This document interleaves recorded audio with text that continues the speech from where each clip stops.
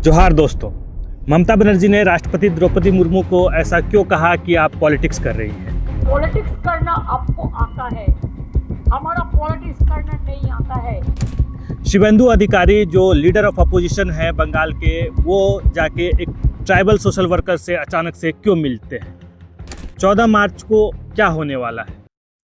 जब ज्ञानेश कुमार कलकत्ता पहुंचते हैं तो क्या होता है? आइए समझते हैं पूरा मामला क्या है। क्या इलेक्शन की शुरुआत हो चुकी है? क्योंकि 14 मार्च को प्रधानमंत्री मोदी बंगाल पहुंच रहे हैं, वहां एक बड़ी रैली करने वाले हैं। ज्ञानेश कुमार कलकत्ता पहुंच चुके हैं, उनके खिलाफ नारेबाजी होती है। लेकिन ये आपको समझाते हैं कि ममता बनर्जी ने राष्ट्रपति द्रौपदी मुर्मू को ऐसा क्यों कहा कि आप पॉलिटिक्स कर रही हैं।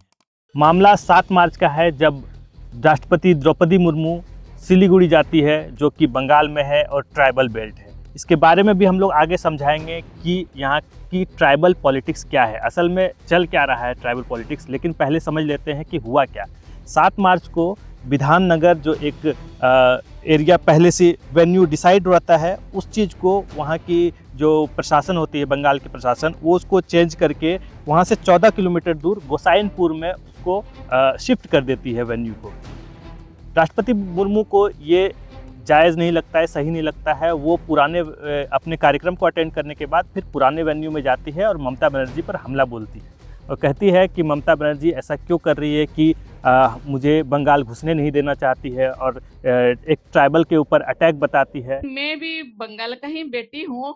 बंगाल में बहुत क्यों आने ही नहीं देते। ममता दीदी मेरे बहन भी है, छोटी बहन है। पता नहीं मुझे कोई गुस्सा किए होंगे, इसीलिए वहां जाके प्रोग्राम करा। कोई बात नहीं, कोई गिला नहीं, कोई शिकवा नहीं, लेकिन वो भी आवाज रहे आप लोग। फिर मामला यहाँ से और ज़्यादा गर्म हो जाता है और इसके एवज में जो प्रधानमंत्री मोदी है वो भी ट्वीट कर देते हैं और वो कहते हैं कि ये बहुत ही अनफॉर्चुनेट है कि एक ट्राइबल महिला के साथ, एक राष्ट्रपति के साथ ऐसा हो रहा है। गृह मंत्री भी ट्वीट करते हैं। लगातार आप लोगों ने देखा होगा कि प्रोटेस्ट इस पर काफ़ी ज़्यादा चल रहा है। और वहीं पर ममता बनर्जी भी चुप नहीं रहती है। ममता बनर्जी भी काफ़ी राष्ट्रपति द्रौपदी मुर्मू के ऊपर काफ़ी तीखा बयानबाजी करती है, काफ़ी तीखा हमला बोलती है और कहती है कि आप पॉलिटिक्स कर रही हैं। आपने ओबीसी का, आपने दलितों का नाम क्यों नहीं लिया? आप माइनॉरिटी का, जैन का, पारसी का, आप उसका नाम क्यों नहीं लिया? आपने हिंदुओं का नाम क्यों नहीं लिया? यहाँ पर जो मणिपुर में इतनी बड़ी घटना हुई तब आपने क्यों नहीं बयान दिया? तो आपने इस पर क्यों नहीं मुद्दा उठाया? तो आप पॉलिटिक्स कर रही हैं। अब तो माइनॉरिटी का बात नहीं सोचा, आपने तो शेड्यूल कास्ट के बारे में नहीं बोला, अब तो बुद्धिस्ट का बारे में नहीं बोला, अब तो पंजाबी का बारे में नहीं बोला, अब तो पारसी का बारे में नहीं बोला, अब तो जैन का बारे में नहीं बोला, अब तो हिंदू का भी बात में भी नहीं बोला। जब पॉलिटिक्स करना आपको आता है, हमारा पॉलिटिक्स करना नहीं आता है। I will request Derek and Sudipta to ask an appointment from the Honorable President of India and to submit whatever we have done for the tribal people and especially the.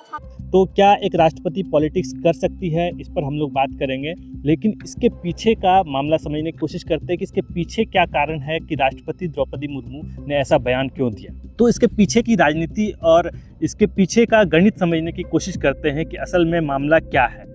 अगर 2011 के census के अनुसार, क्योंकि 2021 से 24, 25, 26 आ गया अभी, उसमें अभी तक तो दोबारा से सेंसस हुआ नहीं, तो 2011 के आंकड़े को ही हम लोग रेफरेंस के तौर पे इस्तेमाल करेंगे। और उसमें हम लोग ये देखते हैं कि 53 लाख आदिवासी जो है वो बंगाल में है, यानी 5.8% लगभग जो है वो आदिवासी पॉपुलेशन है टोटल पॉपुलेशन का।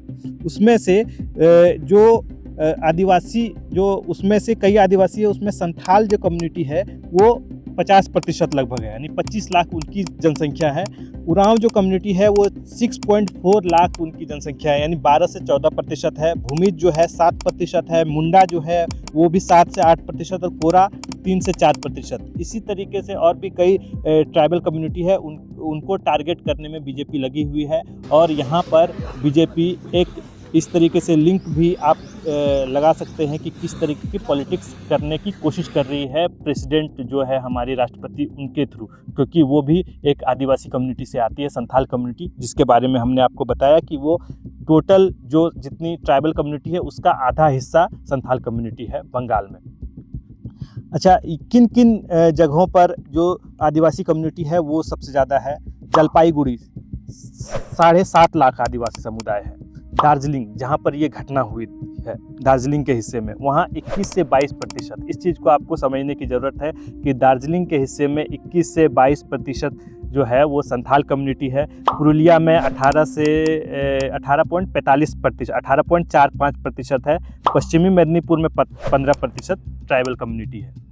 बीजेपी जो मुख्य विपक्षी पार्टी है बंगाल की, वो लगातार आदिवासियों के मुद्दे को उठाती रही है, क्योंकि आदिवासियों की जो संख्या है, जनसंख्या है, वो लगभग 6% है। इसीलिए हम लोग देखते हैं कि 2022 में अखिलगिरी की काफ़ी आलोचना होती है और काफ़ी बड़ा मामला बनता है, जो एक कार्यक्रम में राष्ट्रपति मुर्मू का कथित तौर पर अपमान किया जाता है, वो भी मामला होता है। एक और कंट्रोवर्सी उसी साल 2022 में आती है, जब अलीपुर द्वार में एक सांस्कृतिक कार्यक्रम में ऐसा बताया जाता है कि जो ममता बनर्जी है, वो जो वहाँ सांस्कृतिक कार्यक्रम में भाग लेने जो महिलाएं आती है, जो बच्चियां आती है, उसको ग्लव्स पहनाती है और ग्लव्स पहनाने का ऑर्डर देती है और फिर उसके बाद उससे हाथ मिलाती है।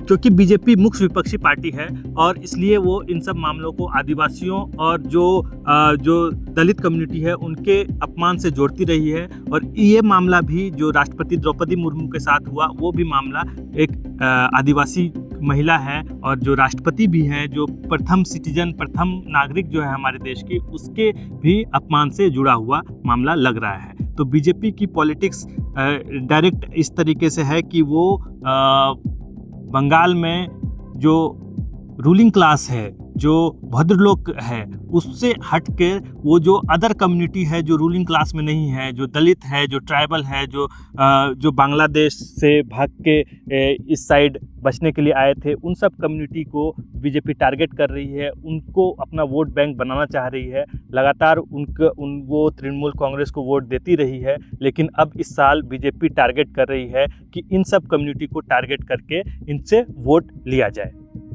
तो एक और न्यूज़ ये है कि 14 मार्च को प्रधानमंत्री बंगाल में रैली करने वाले हैं। तो अब बंगाल के इलेक्शन का शुरुआत हो चुका है, क्योंकि ज्ञानेश कुमार भी बंगाल पहुंच चुके हैं और ज्ञानेश कुमार के जब बंगाल पहुंचते हैं, कलकत्ता पहुंचते हैं, उनके खिलाफ काफ़ी नारेबाजी की जाती है और उनको काफ़ी आलोचना का सामना करना पड़ता है। हालांकि वो मीडिया से बात नहीं करते हैं।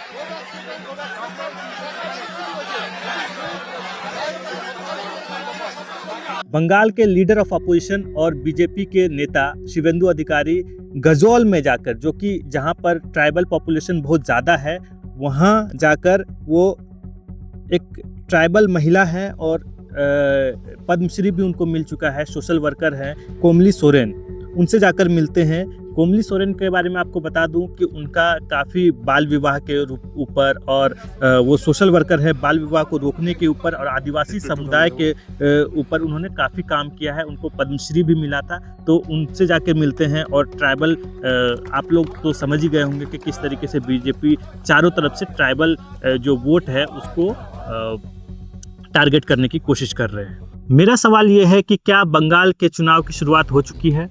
क्योंकि 14 मार्च को जो प्रधानमंत्री नरेंद्र मोदी हैं वो बड़ी चुनावी रैली करने वाले हैं। ममता बनर्जी लगातार SIR के मुद्दे को उठा रही है और उन्होंने 1.2 करोड़ मतदाताओं का नाम वोटर लिस्ट से कटने की बात कही है।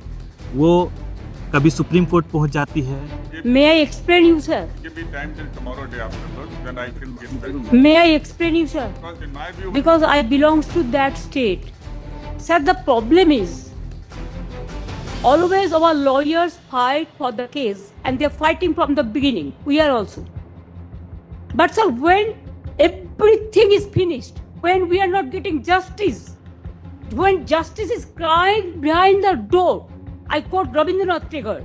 कभी ईडी के दफ्तर में या ईडी जहां छापा मार रही होती है वहां से कभी उनके फाइल निकाल के लेकर आ जाती है। तो मामला काफ़ी मज़ेदार होने वाला है, काफ़ी दिलचस्प होने वाला है। तो आप हमारे साथ जुड़े रहिए, क्योंकि हम लोग लगातार जाकर 14 मार्च से हम लोग भी अपने चुनावी रैली कवर करने वाले हैं। अलग अलग एरिया में जाकर हम लोगों ने एक अनाउंसमेंट का एक वीडियो बनाया है। तो हम लोग किन जगहों पर जाने वाले हैं, किन कम्युनिटी के ऊपर हम लोग वीडियो बनाएंगे, सारी बातें उस वीडियो में है। और उन सब हम लोग लगातार एक एक डिस्पैच रोज़ देने की कोशिश करेंगे, क्योंकि हमारी टीम छोटी है। इस वजह से हम अगर रोज़ ना भी दे पाएँ तो अल्टरनेटिव डे पर हम एक डिस्पैच और ग्राउंड रिपोर्टिंग ज़रूर देंगे।